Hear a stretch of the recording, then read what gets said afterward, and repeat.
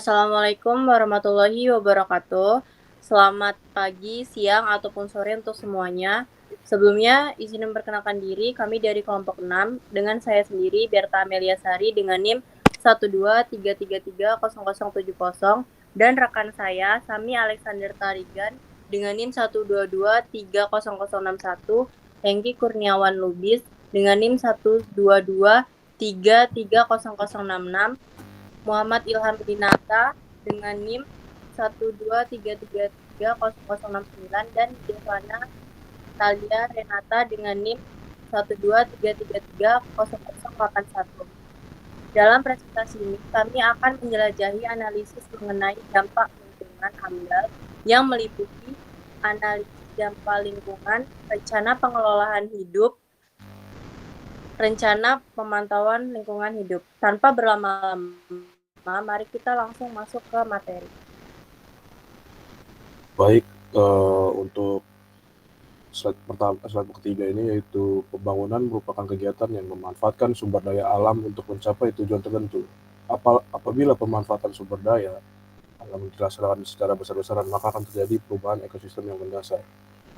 Nah, agar pembangunan tidak menyebabkan menurunnya kemampuan lingkungan yang disebabkan karena sumber daya yang terkuras habis dan terjadi dampak negatif, maka sejak tahun 1982 telah diciptakan suatu perencanaan dengan mempertimbangkan lingkungan. Hal ini ditetapkan dalam Peraturan Pemerintah Nomor 27 Tahun 2012 tentang izin mengenai lingkungan hidup. Menurut definisi standar SNI ISO 14001, aspek lingkungan hidup adalah bagian dari kegiatan, produk, atau jasa suatu organisasi yang mempengaruhi lingkungan atau berpotensi untuk berinteraksi dengan lingkungan hidup. Aspek lingkungan yang hidup ini penting dalam mempunyai satu atau lebih dampak penting terhadap lingkungan hidup. Dampak lingkungan sendiri diartikan sebagai perubahan lingkungan secara menyeluruh atau tindakan baik merugikan maupun menguntungkan yang diakibatkan oleh aspek lingkungan hidup organisasi. Yang pertama ini ada mengenai analisis mengenai dampak lingkungan atau AMDAL. Jadi analisis AMDAL ini adalah kajian mengenai dampak besar dan penting suatu usaha dan atau kegiatan yang direncanakan pada lingkungan hidup yang diperlukan baik proses pengambilan keputusan tentang penyelenggaraan usaha dan atau kegiatan. Analisis mengenai dampak lingkungan ini merupakan sebuah upaya untuk mengurangi pengaruh negatif dan resiko pada tingkat yang mungkin terjadi serta mengelola resiko tersebut melalui mekanisme dan sistem hukum lingkungan. Selanjutnya ada analisis mengenai dampak lingkungan atau AMDAL, di mana AMDAL ini mempunyai kegunaan yaitu memberikan informasi secara jelas mengenai suatu rencana usaha berikut dampak-dampak lingkungan yang akan ditimbulkannya. Yang kedua, menampung aspirasi, pengetahuan, dan pendapat penduduk khususnya dalam masalah lingkungan sewaktu akan didirikannya suatu usaha atau kegiatan perindustrian. Yang ketiga, menampung informasi setempat yang berguna bagi pemakrasa dan masyarakat dalam mengantisipasi dampak dan mengelola lingkungan. Lalu ada manfaat analisis mengenai dampak lingkungan atau AMDAL, yaitu berkaitan dengan perlindungan dan pengelolaan lingkungan hidup, maka AMDAL bermanfaat untuk mengetahui dampak yang akan ditimbulkan dalam suatu usaha dan kegiatan yang berhubungan dengan pengelolaan lingkungan hidup dan merupakan salah satu syarat untuk mendapatkan izin lingkungan karena pada dasarnya proses penilaian AMDAL atau pemeriksaan merupakan satu kesatuan dengan proses permohonan dan penerbitan izin lingkungan sebab analisis mengenai dampak lingkungan hidup merupakan bagian dari studi kelayakan untuk melaksanakan suatu rencana dan usaha atau kegiatan yang berhubungan dengan pengelolaan lingkungan hidup. Lalu ada tujuan analisis mengenai dampak lingkungan atau AMDAL. Secara umum, tujuan AMDAL adalah menjaga dan meningkatkan kualitas lingkungan, serta menekan pencemaran sehingga dampak negatifnya menjadi serendah mungkin. Dengan demikian, AMDAL diperlukan bagi proses pengambilan keputusan tentang pelaksanaan rencana kegiatan yang mempunyai dampak lingkungan hidup. AMDAL sebagai alat pengelolaan lingkungan hidup dimaksudkan untuk menghindari dampak, meminimalisir dampak dan melakukan mitigasi atau kompensasi dampak AMDAL sebagai environmental safeguard, bermanfaat untuk pengembangan wilayah sebagai pedoman pengelolaan lingkungan, pemenuhan persyaratan utang, dan rekomendasi dalam proses perizinan. Selanjutnya ada analisis dampak lingkungan hidup atau ANDAL. Dari segi namanya memang mirip, tapi ada perbedaan AMDAL dan ANDAL. Kepanjangan dari ANDAL adalah analisis dampak lingkungan hidup. Pengertiannya adalah telaah secara cermat dan mendalam tentang dampak penting suatu rencana, usaha, dan kegiatan. ANDAL adalah bagian dari AMDAL bersama dengan dua telaah lain, seperti Rencana Pengelolaan Lingkungan Hidup atau RKL dan Rencana Pemantauan Lingkungan Hidup atau RPL. Ketiganya menjadi telaah yang mendalam dan penting dalam AMDAL. Tujuan AMDAL adalah untuk mengetahui seberapa besar dampak lingkungan dari sebuah rencana kegiatan atau pembangunan.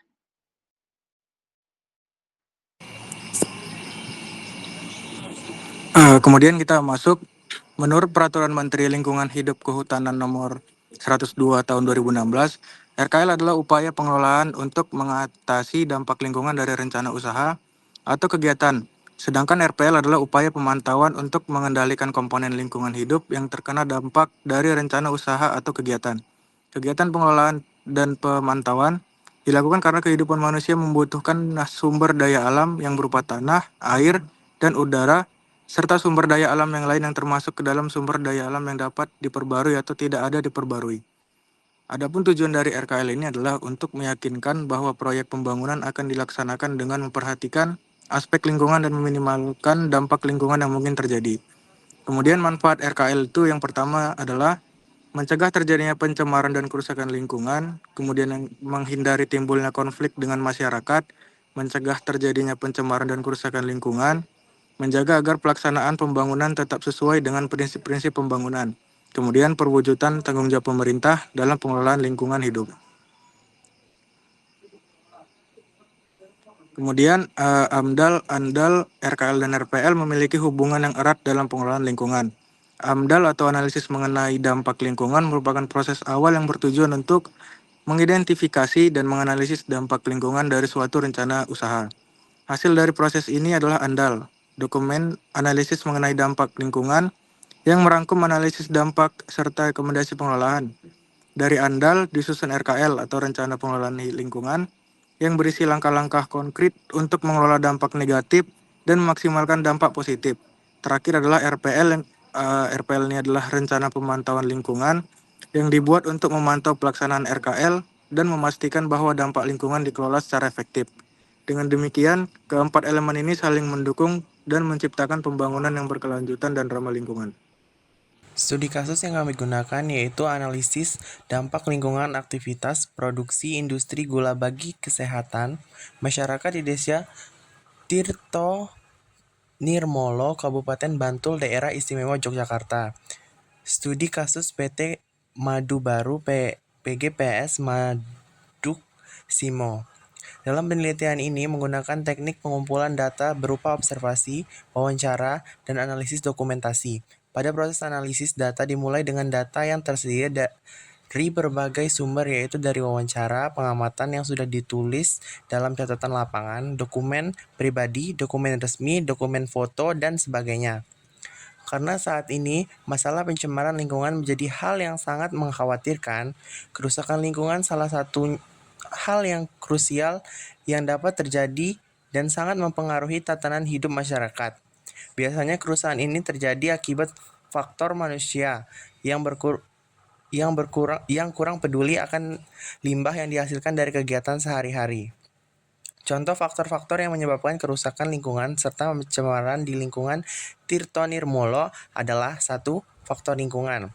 Masyarakat yang tidak peduli dengan lingkungan sekitar sehingga berdampak pada lingkungan desa sekitar. 2. Faktor perilaku. Salah satu industri yang berdiri di Desa Tirto Nirmolo tidak bertanggung jawab akan limbah yang dihasilkan sehingga berdampak bagi lingkungan sekitar. Dan yang terakhir, faktor pelayanan kesehatan. Faktor ini juga mempengaruhi karena kesehatan warga harus tetap diutamakan. Adapun upaya yang dilakukan pemerintah dan masyarakat mengatasi pencemaran tersebut antara lain: 1. Kesehatan masyarakat memiliki peran penting dalam upaya peningkatan kualitas sumber daya manusia dan pembangunan ekonomi. Maka dari itu, pelayanan masyarakat harus ditingkatkan dan masyarakat menjalani pola hidup sehat. 2. Melakukan aktivitas pengolahan limbah yang baik agar menjaga kesehatan dalam upaya kebersihan lingkungan. 3. Membuat program dan diaplikasikan sebagai upaya empati perusahaan sehingga menciptakan feedback positif baik di ranah masyarakat maupun pemerintah. 4. Kebijakan regulasi yang wajib diikuti oleh perusahaan sehingga upaya untuk membangun relasi kembali seperti bertukar informasi. 5. Program bantuan perusahaan dalam berbagai keadaan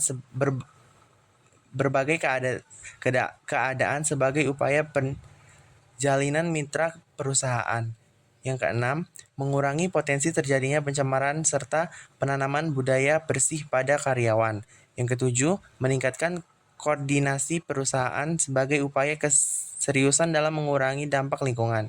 Yang ke-8, evaluasi yang dilakukan dapat mengakomodasi kebutuhan baik pada pemerintah maupun industri untuk upaya mencapai pembangunan berkelanjutan.